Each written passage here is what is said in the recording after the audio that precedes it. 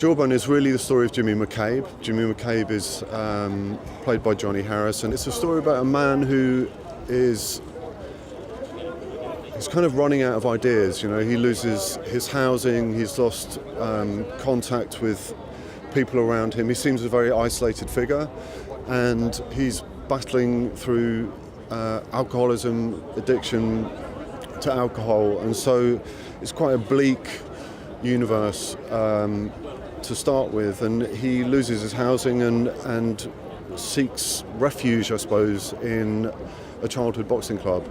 If you ever boxed at an amateur boxing club and you've been there for many years, that's what it becomes. The boys there that box become your brothers, and the trainers become your dad. And it's kind of, that's how the film starts, and then he gets himself in a bit of a problem.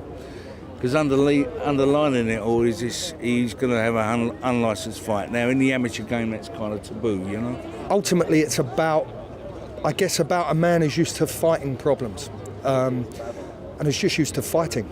For him, life's about willpower and fighting things and coming up against something that he can't fight and having to learn that sometimes you have to ask for help.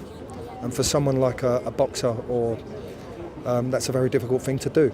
Johnny Harris and Mike Elliott have both worked on this for 5 years plus.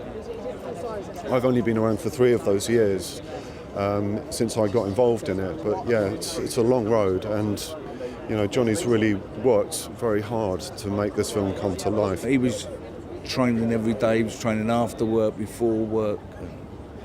Came to work prepared, and that way it just motivates everyone else to want to go and do the same thing. I didn't do no training, don't get me wrong, but we knew we was on something a little bit more heightened than the normal just turn up, say your lines and go home. This is something special. We made a short film. We was going to get a writer in to embellish that film and make it become a full-length script, and it wasn't working at the time with the writer and the director that we had at the time, and so eventually there was a deadline approaching, and our producer suggested that I wrote a synopsis, and I wrote the synopsis and they really liked it, and they then asked me to attempt writing the first draft, and I did, and it just evolved, and luckily people kind of liked what I was writing, and before I knew it I was a writer. He helped me out because he gave me a buzz again to want to go and make films. This is what I came into the game for, to make films like this, and that had some substance and content in it, and so if anyone helps anyone out, he helped me out, This film, if I'm honest, it's a thank you note and a love letter in ways to some people who were very special in my life when I was a young man. A real good human story, an honest one, and some blinding fight scenes.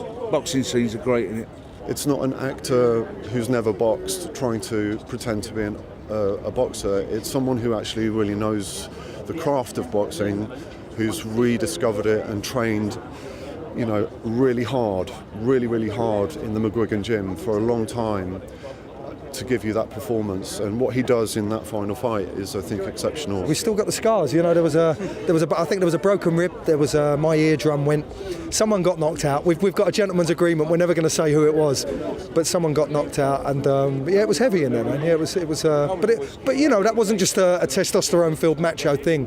We did it because the fight in the film has to represent something very specifically. It's a metaphor maybe for what's going on inside the character. So the audience need to feel that. They need to be like, whoa.